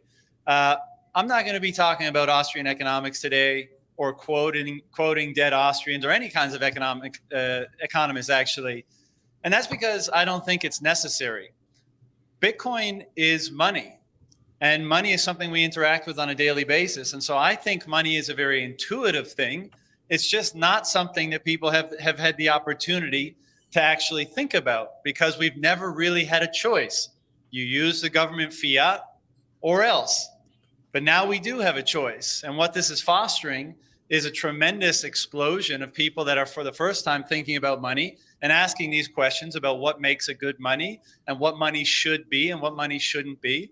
And so what I have done for my own Bitcoin journey is to do that, to think about this critically and not rely on appeals to authority by anyone. So the why of Bitcoin adoption. The thing is that people adopt Bitcoin for different reasons. There's no particular single reason why people adopt Bitcoin. Now, some people may say, well, I adopt Bitcoin because I don't like being stolen from. And I'd like to keep the value of my savings over time and not have the government siphon it off year after year. And in particularly egregious way over the last 18 months, as I'm sure you're all aware. Other people do it because they want to send remittances back to their family without taking a 10 or 20% haircut. Other people do it because they want to engage in censorship-resistant communication. Other people do it because they don't want to live in fear of saying the wrong thing on social media and having their credit card canceled or their bank account closed off to them. Other people do it out of ideological reasons because it's not right for the government to take your money without your consent, which of course is the hidden tax of inflation. So there's many different reasons why people adopt Bitcoin. But the punchline here is why I think it will inevitably become the preferred medium of exchange is because people will continue to see value in it and it cannot be stopped. So if you put those two things together, ultimately Bitcoin wins. And I think what we'll end up seeing happen is it will be increasingly economically disadvantageous not to opt into the Bitcoin system. I don't know if fiat currency is going to crumble and collapse. Maybe it's able to persist far longer than we all think it might. But what I think will happen is more and more people will see the benefits to accrue to you if you adopt or if you opt into the Bitcoin system. Your life becoming cheaper, your options becoming greater, your freedom becoming greater, and many other benefits. And over time, I think the imperative will be to opt into the Bitcoin system and leave the corrupt, unfair fiat system behind. I don't think governments are going to stop Bitcoin. I don't think they can. Governments have tried to ban Bitcoin, and in certain places they've been successful at banning it, but that doesn't mean people have stopped owning it. That doesn't mean people have stopped trading it. I mean, we look and see what the government ban on drugs was like, and this is sending tons and tons of physical material across borders. You're telling me that something that exists in the digital ether, they're going to have any chance at stopping that if they want to? No. So I don't think government banning or stopping Bitcoin is a credible threat. The network is too open. It's a global open network where innovation happens on a daily basis. It's far too agile for any centralized government to ever stop. And I think the thing that gets lost in these debates and these conversations is that this is a process of adoption. So this is what we're witnessing right now is Bitcoin being monetized globally. And that means that adoption will look different in different places by different people, and it'll happen at different speeds and for different reasons. And so there's no uniform Bitcoin adoption. What we're seeing is how it's taking place throughout the world for different reasons for people in different situations. So, Bitcoin is at the beginning of an adoption S-curve. And as far as technological adoption S-curves are concerned, it's tremendously rapid. It may not seem like that to us all the time. We may wish it would happen more quickly, but Bitcoin is growing extremely fast and there doesn't seem anything set to stop it. So one of the stunning achievements of Bitcoin, and again, I can't get into all the different ways of why Bitcoin is so great, but one is that it's introduced a concept for the first time that is a paradigm shift in economics. And that is that it's introduced the idea of absolute scarcity. And so that means that the supply is totally inelastic. So let's assume the full issuance of Bitcoin is 21 million when it's fully issued in around the year 2140. So that means that no matter how much demand there is for more Bitcoin, there will be no more supply coming online. Now, interestingly, economists and academics that speak on this actually see that as a negative, which I think is actually quite absurd because this is one of the primary How are they going to opt in? One of the primary innovations that Bitcoin represents.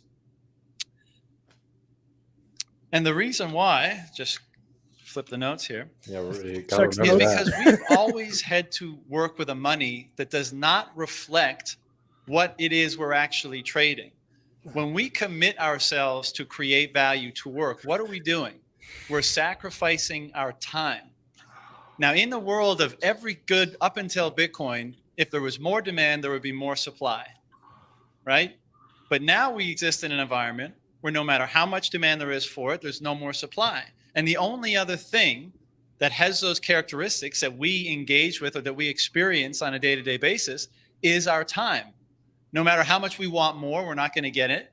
When we spend it, we're not going to get it back. And we have a set amount of it. I guess we wish we knew how much exactly that was, but the punchline is we have a certain amount and we ain't getting any more. A lot of punchlines. And so the reason why Bitcoin is such an incredible innovation is because we finally have something that can reflect the sacrifice of us spending our time. When we spend our time to create value and to do work, now we can get something in return that has commensurate qualities with that sacrifice. We get something that's equally limited, David? as the time that we commit and sacrifice to creating that value. That's a tremendous Marx failed to innovation. And consider I this. think it's going to rewrite the field of economics because now we finally have a standard unit of measure for economics, not one that's constantly changing. Nailed it. And this also, of course, the big benefit of this is no more theft, right? When the supply can't be increased willy-nilly, that means that the people that create the money no longer have access to your savings just because they can create more supply and dilute the value of what you own. The ratio of how much Bitcoin you own relative to the total will never change.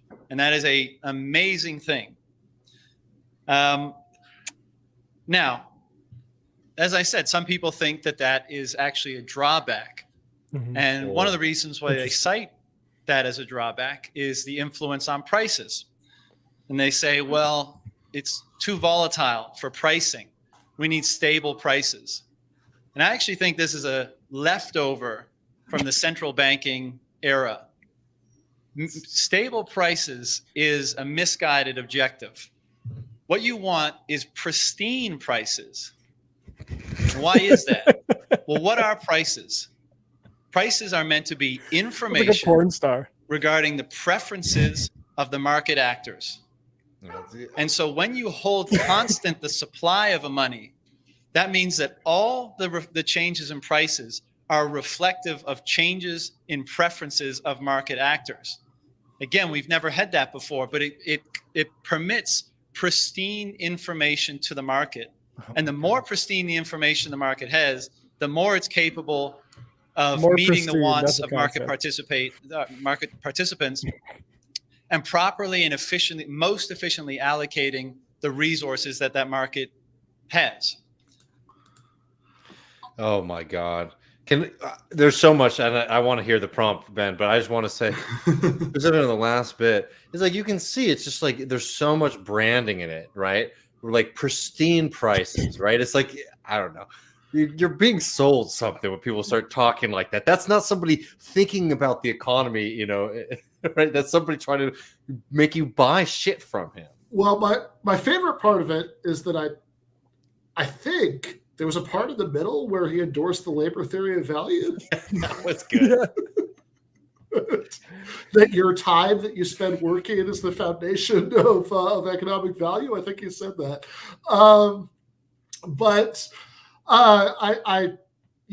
That was bizarre. But I think that my favorite thing about that, right, is this is the super duper Bitcoin enthusiast, who's making his best case, and this is like the original ideological context of Bitcoin, are people like this guy, and I really enjoy that last part, that you don't want stable prices, you want pristine prices. I'm real curious about who this you is that doesn't care if like prices are bouncing all over the place, and because that like all that's important is that pristine market signals are being set, about what should be produced. I guess like that's the important thing, that like whether your like plans for like the groceries you were planning to buy that week, are going to be disrupted, because of these wild price swings, whatever. That's not even a worthwhile goal, like why aren't you focusing on whether the prices are pristine? Yeah, that, and then I mean, who he's talking to though is people who hold Bitcoin, right? And like this is like or people who don't, who like might be persuaded to like throw some real money at it, and like, I mean, because there's two sides, there's two parts of the argument that he's making that are worth debunking, and like there's the ideological side, and then there's like the actual mechanical side. I don't want to talk too much. I want to hear what Matt says, but like a couple of things, like, like the fixation on the fact that like there won't be any more Bitcoins, right? One, on a practical side, is very funny and is also extremely frightening if they ever got their way, which they won't, because this is not a currency. But can you imagine what's going to happen when we're starting to be, what 2140, when no more will be created? And all of the people who lost their Bitcoins, and all the coins that have been lost, right, because somebody forgot the code or lost the code, etc. Just there's nothing we can do about that, right? Because our brilliant system, for some reason that I frankly do not understand. I understand like why they like to use it as a selling point. I do not understand from like a macroeconomic level why you would want to limit the amount of currency in the economy, because I do just want to jump. I mean, you're making a really important point, but I do just want to jump in and like circle and underline something you just said, because it's really important. Like we were talking about some of the other contrasts between spending normal money digitally and spending Bitcoin. If you're the that tiny percentage of people who are actually trying to spend it, or even just storing like as Bitcoin or as real money, from the perspective of like just an ordinary consumer, because like if you bank at a bank, right, you do online banking, like like most people do now. Here's a thing that might happen sometimes: you forget your password. People forget their passwords all the time. Yeah. Well, if I forget my password at fill in the name of the bank, I'll realize I don't have it. There's a little thing there that says forgot password, and you can like, they'll ask you a bunch of information to figure it out, and you can set a new one. Whereas the Bitcoin key that is much too large for any normal person to remember. So like you end up having to like put it on a physical USB or something. and you lose that, and that's just it. You're fucked. Mm-hmm. Like that seems like just like all of the like larger political points and all of the extremely good point about macroeconomics that you're building up to aside, like just from a logistical standpoint, that doesn't seem like what I would want to have. I mean, I would rather bury money. Yeah. Well, the same is true about the smart contracts, right? The whole like fetishization of immutable contract terms. It's like if it's immutable, it's probably going to be understood by your like robot as like it's going to supply the terms that it's going to be favor for you. In a way, a judge would be able to look at it and be like, hey, actually, this person effed you in the way that they sort of match these terms, or like I forget, I don't know the contract term, but you know, met the contract. Yeah, no, absolutely right. I mean, like again, this going back to what David said earlier about how you're being asked to do every step of it, right? But this is securing it, whatever. That like you're being asked to be like the contract lawyer, make sure that exactly. that you're not being screwed in some subtle way here because you have no recourse. But I do want to make sure, because I cut you off, David. You're building up to something really important. You're like just talking about, macroeconomically, like why this is just really obviously not desirable. Well, yeah, for sure. And just like really quick, because it dovetails really nicely with what Matt was saying about smart contracts too, right? Which is like the other like big idea that it gets pumped out. It's like, oh, Bitcoins might be bullshit, but like smart contracts are great, right? It's the same problem, right? Where we're putting like maybe in the company to company dynamic, right? With the smart contract, like the stakes might be high, but they're limited at least to some parts of the economy, right?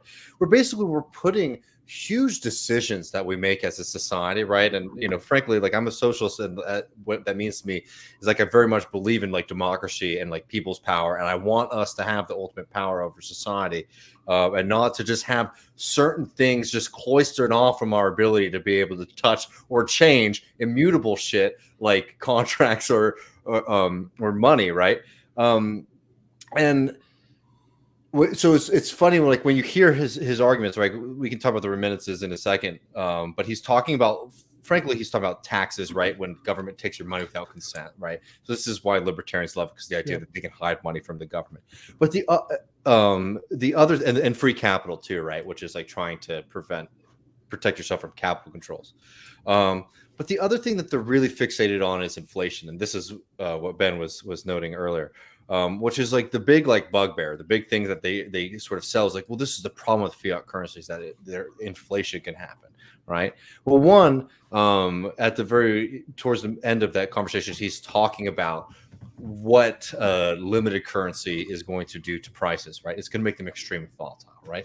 To me, that sounds like, while it might not technically be inflation, and in the sense of like there being too much money, it being like that kind of insecurity that we're talking about when we're talking about inflation. They're really worried. They talk about inflation, but what they really mean by that is like central bank government policy to deal with, not like, again, in our minds, right, what we want to do as socialists, we would say like central bank's ability to maybe deal with like inequities in the economy, right? But frankly, that's not necessarily the case, right? It's trying to make sure that like it's trying to make sure that the economy functions in a certain way that benefits certain folks, right? So again, these things aren't neutral, right? When the Federal Reserve makes a decision, to do one thing or the other, they're making a decision about what group that they want to win over another, right? But inflation is something like, for example, like if you are a debtor versus somebody who is in debt, right? Yeah. If you're a debtor versus somebody who is, owns other people's debt, that becomes something that really matters. Why? So if you have some debt that's worth $20,000, and then later, there's enough inflation that $50,000 in real value is like the same as that, you're able to pay that debt down easier than you would be if the opposite were true, right? Where your $20,000 debt essentially became, quadrupled in real value to you because, there was such a variance in like how currency was valued, right? The reason that they get worried about this is that they want to be able to maintain, no matter what, the value that they are hoarding from the rest of society. They do not want there to be any ways that the government can, by either tightening or increasing the monetary supply, to try to pressure people who have lots of money to do certain things, right? And that's functionally what it is. It's an anti-social belief, right? It's an anti-democracy belief that you want to be able to subject yourself to your own rules, right? Again, it won't ever happen with cryptocurrency or Bitcoin because it's not a real currency. But the promise is also insane and bullshit, and should be something that you would want to oppose. Yeah, so the fantasy won't happen because it's not actually particularly in the interests of the people at the top of the economic hierarchy to have, if this really were in widespread use as a currency, this incredibly volatile, currency that's really expensive and, power consuming to use and all that stuff. So that's why it wouldn't happen. But the fantasy is the anti-democratic fantasy. I mean, it's the, hey, what's, if you're, if you're a business owner, you're whatever, it's like, okay, what's the one aspect of all this I don't control really? It's like, oh, well, the money itself that we have to use. If there was some way we could privatize that, right? Take even that outside of the control of government, and thus potentially, not right now, obviously existing central banks, very much serve, capitalist interests, but but that's contingent. I mean, the future is not written, and this is something that at least can be a mechanism for democratic, control over money, and the point of the people who are pushing this is, at the very least, it's not under their control. They don't like it. It'd also be bad for rich people too, right? One thing that I'm sure all three of us know and talk about all the time is what's happened during this pandemic with Federal Reserve policy, right? And central bank policy across the globe, right? It has created incredible value for people at the very, very top, right? But could you imagine if the Federal Reserve's hands were tied, right, and it weren't able to play with money in ways to make sure that the system could function during this huge external shock, right? This is I think that's the way to think about it, right? Is again, we're not it's not working in our favor right now, but you want to have a system, right, that can respond to crisis and can respond to problems. It might not be the way that we want to right now, but that's the realm of politics, right? But what they're trying to argue for and what they're trying to push, the libertarian fantasy right there of restricting the ability to mess with the money supply, is actually foreclosing that as an opportunity right now, which would be disastrous. If we just had this pandemic shock and then the Federal Reserve weren't able to intervene on any level. It sounds like a libertarian reaction to quantitative easing, and indeed, Columbia cites Sakamoto, or the guy who originates it. One of the very first things he said is complaining about that dynamic, basically. And it reminds me. I want to circle back to how this stuff is mined in the first place, and just to think about the word mine and miner, and the amount of labor and history that sort of take. But instead, I remember first hearing about Bitcoin, the utopian promise of this decentralized currency that you can make in your own home, right?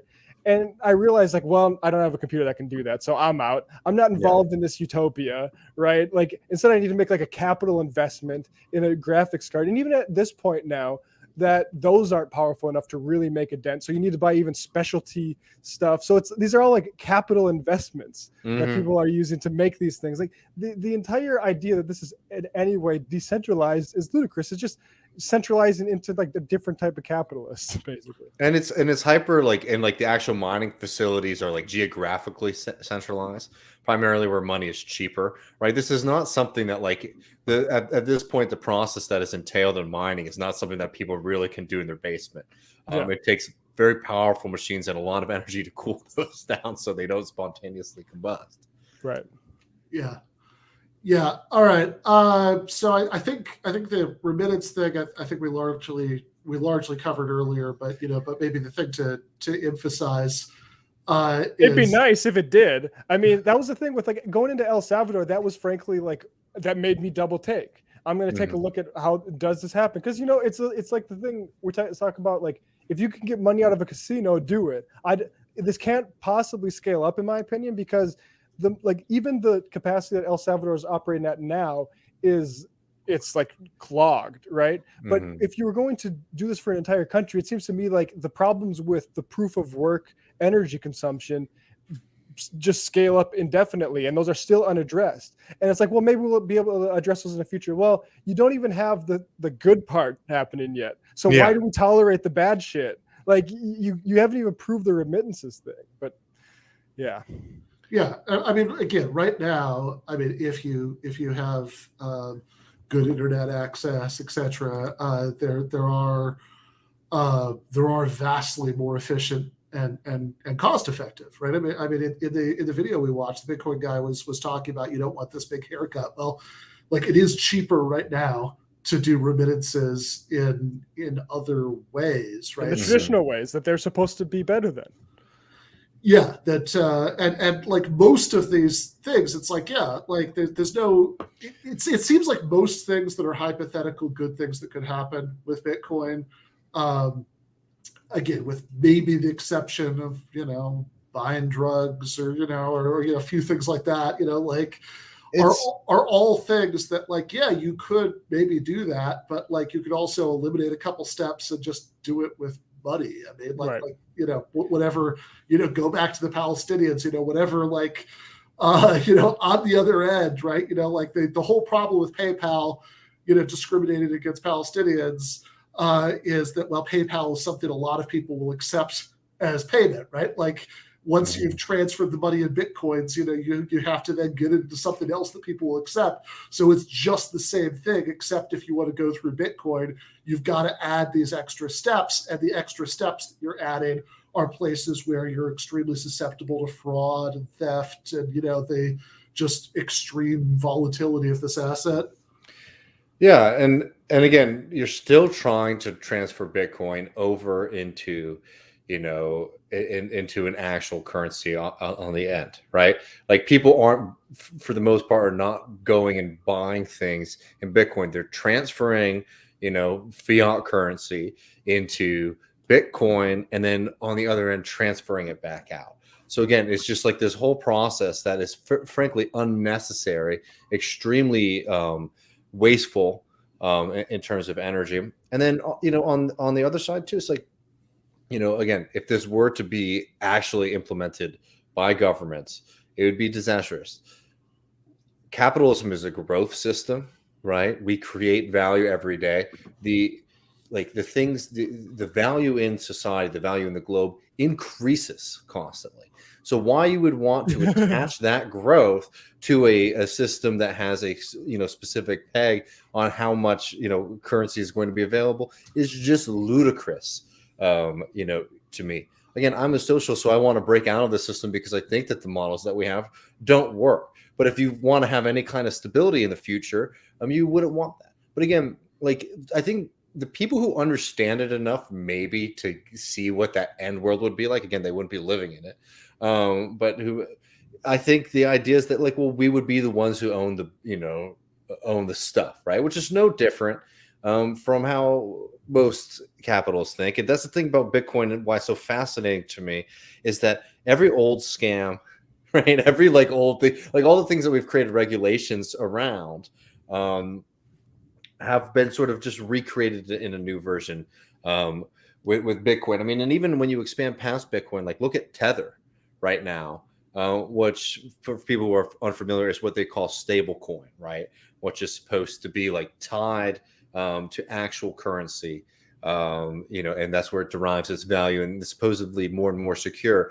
Well, the government is now investigating Tether because there are some very serious questions about whether or not it actually owns like the close, I believe, like $70 billion or whatever it is that it says that it has in value, right? And in that way, it's functioning like a bank, right? Without any of the oversight that banks have, which is a huge problem. And frankly, like what so much of the crypto world and Bitcoin in particular, but a lot of these other organizations has been, we have a technology right now that's confusing for a lot of folks. It creates a lot of opportunities to do the same shit that was done 100 years ago that was made illegal, right? Like essentially like Matt and I couldn't open up our own bank with people and just say like, give us your money, guys. And we have a bank system going because we would get we can do a lot of shit. But because these things have moved fairly quickly, I think that is fair to say these things have moved fairly quickly. Regulation has not been able to keep up with them. That people can basically do the old scams that were done at the beginning of the 20th century again.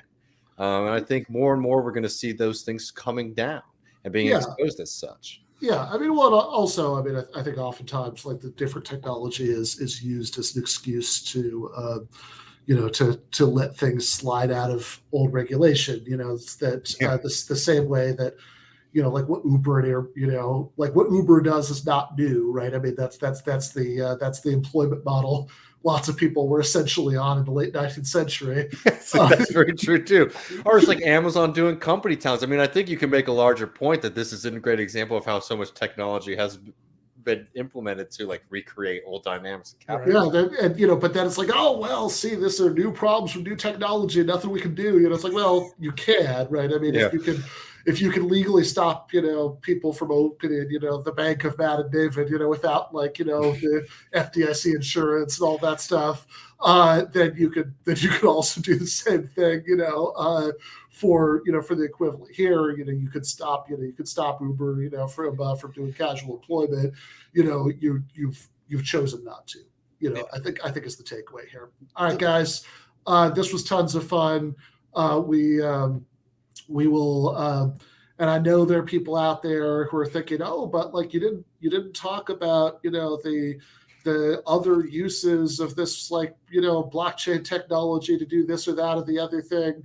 Can I just say very briefly on that? Because I know we can't do everything, but I've read a lot of the left pro Bitcoin stuff, right? And because people are asking us to engage with it. I have not read any piece so far that has done anything other than say, like, as you were saying earlier, like, here's a potentially socially beneficial activity, or here's a potentially radical activity, and just for some reason, just slotting crypto on top of it, be it blockchain or Bitcoin, right? So it's like, oh, well, we could fund strikes with it, right? It's like, okay, well, what matters here is like the social, like we were talking about this earlier. It's like, what matters here is the social dynamics. Oh, we could use it to allocate housing. Again, what matters here is like, do socialists and people own the fucking stock of housing? I've not read anything that presents it to me in a way that seems radical, other than just sort of like sticking it on top of a hypothetical. No, I mean, you could get together and have like a mutual aid housing cooperative, but like putting a bunch of crypto infrastructure on top of that doesn't actually add anything. You could have like a bunch of like little online micro businesses that donated a certain percentage of their proceeds, to housing or, like funds or whatever beneficial purpose you could come up with. You could have something where anytime you did anything with any of them, that you'd have some system set up so that it automatically diverted a little bit to those things. And I'm not saying don't do any of that stuff. Sure, go for it. But do it. Well, I know. Well, I do know, but I don't want to put all of our stock into something that's immutable. I don't want to put it into something that's decentralized, right? Yeah, you're not doing anything. You're not there's not adding the extra steps of crypto does nothing but make it very much more likely that your strike fund money is going to get stolen or defrauded, before it makes it to the strikers. So I would recommend just using money for that if you're going to do it. Rob banks, man, it's cooler, and that's the socialist way. Or trains, right? Just if it can do this stuff, do it. What do you need fucking podcasters to encourage you for it? If you and your crypto leftists can do something like this, prove us wrong. I'd love to see a strike floated by crypto somehow, right? I'd love it, but let's see a model that is proven rather than talking about a theoretical benefit of something that is cooking the fucking planet. I think that doesn't seem like too much to ask to me. Yeah, no, that's very fair. All right, guys, this is tons of fun. We need to do it again soon. Yeah, for sure. Yep. All right, see you guys. See you. Talk to you later. All right. We are going to, we are running a little bit late, but we are going to, before we go to the post game, we're going to bring Jen on for the last segment. So let's just, let's see. See, Jake, do we have that little intermission music video? Play that for a second.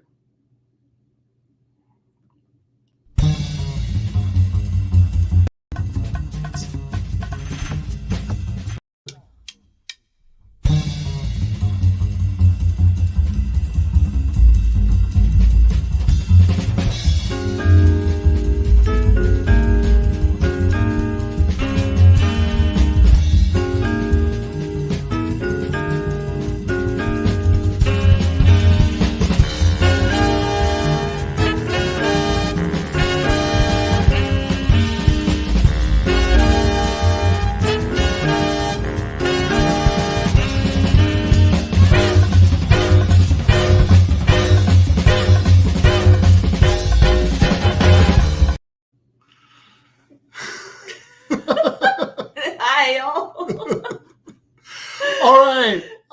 So it is time for our philosophy segment, the end of the show, which last week, this week, and next week has a special name. We now have a banner for this. Teaching Charlie Kirk. Somebody's got to. If not us, then who? Exactly. Yeah. So because Professor Jennifer Burgis here is one of the only people who has seen this debate. I am special, just like my mother always told me. Hi, Mom. So, since, just one of like 4 like non-Turning Point USA people, who was in the studio for that. Everybody else could see it 2 weeks from tonight after they've run it on the 21st. We are going to run it here as part of the episode on the 25th, so that's in 2 weeks. But we thought we'd preview a few, use these philosophy segments to preview a few of the philosophical things that were talked about That he got wrong. in the debate, and take the opportunity to educate Charlie Kirk a little bit about some of these topics. That's what I'm here for. So, To educate about philosophy. My whole life, really. So, one of the things that has come up in a number of debates since leading up to the one that I did, I watched a few of Charlie's old debates with Vosh and Kyle Kalinske and Hassan Piker and Sam Cedar, and something that came up at least 2 or 3 of those, and was brought up again in the one that I did, is social contract theory. So something that Charlie tends to say when somebody uses the phrase social contract in his presence is, there is no social contract. I didn't sign a social contract. Wait, he didn't sign it? Yeah, I don't know how we missed him. Or was he that day? Just like when God handed out the, this, that, and the other thing. Where were you the day? Where were you the day we all signed the contract? Exactly. So does this mean we can do whatever we want to him? Ooh. Since he's not. Yeah, he is not a signatory to the social contract, so I guess none of us have obligations to him. So is that so? So Jen, does Charlie correctly understand what people mean by social contracts? Clearly not. If he thinks that we actually had to sign a contract. So Jen wrote her dissertation about contractualism. I did. So she literally has a PhD in this. So let's let's hear it. Like, I have a PhD in the social contract. Yeah. Well, the dissertation was was about contractualism. So what's so social contract theory is an implicit agreement that we all have to keep us out of the state of nature. What is it? Nasty, brutal, short, brutish, something. Yeah, nasty, brutish, and short is what Hobbes. No, there were 5 things in there, and I can never remember that phrase. But whatever. Okay, well I think I'm sure somebody could give it to us, but it was a bad deal. It's an unpleasant state of being, is in the state of nature. So because everyone is out to kill everybody else, because there's only so much resources to go around, and everybody's out to get for themselves, and everybody is roughly equal, because even though I cannot take down Ben by myself, I could join up with a few other people and we could all take down Ben. And now the problem is that those people are trying to take down me, and I'm trying to take down them, and there's no loyalty, and it's just every person for themselves. So in order to get out of that unpleasant situation, I make a contract. Implicitly, I make this contract. I don't kill you, you don't kill me, I don't take your stuff, you don't take my stuff. And that way we can all live together in harmony. That sounds good to me. And then we contract with a government of some sort who we give the power to punish us should we break the social contract.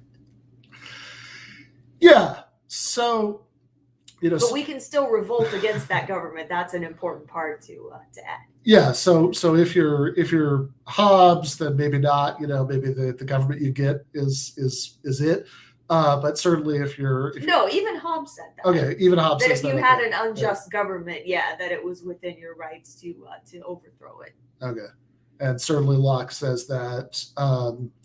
And in fact, Locke writing about the social contract is what Thomas Jefferson was kind of referring to, and the Declaration of Independence, about conditions under which it's okay. Solitary, poor, nasty, brutish, and short. All right, very good. That is the state of nature. Solitary, poor, nasty, brutish, and short. Yes. Much funnier if you imagined the stuffed tiger from Calvin and Hobbes saying that. Yes. So we don't have the rights to him, though. Yes, fair enough. So the there are a bunch of different versions of this idea. In none of them, crucially, is it the case that you personally actually have to explicitly, consciously, be a signatory to the Could social. people even write back in the state of nature when life was solitary, poor, brutish, and short? Well, probably not, because it was because they were too busy killing each other to for the elk to learn how to write. I don't know. Yeah, the elk. The elk. All right. It's a good food source. You could use the horns for the antlers for weapons. I like it. I'm missing the Dodgers for this. I just want y'all to know. All right. So there are versions of social contract theory or sort of social contract derived ethics that are at least closer to what he seems to have in mind. Not that close, but closer. That's about what's sort of individually in your interest, which would help to which you say, I didn't sign it. Maybe that could be a sort of way of saying that you don't think it's in your interest to do it. Maybe that's way too generous. Then you just leave society. No, but really, that's that's an option that you have. Yeah, I mean, good luck with that. I think there are very few people who manage to do that entirely. This is why Plato stuck around instead of going into exile, because of the social contract. So there's somebody there like my mom, multiple screens happening. Yes. But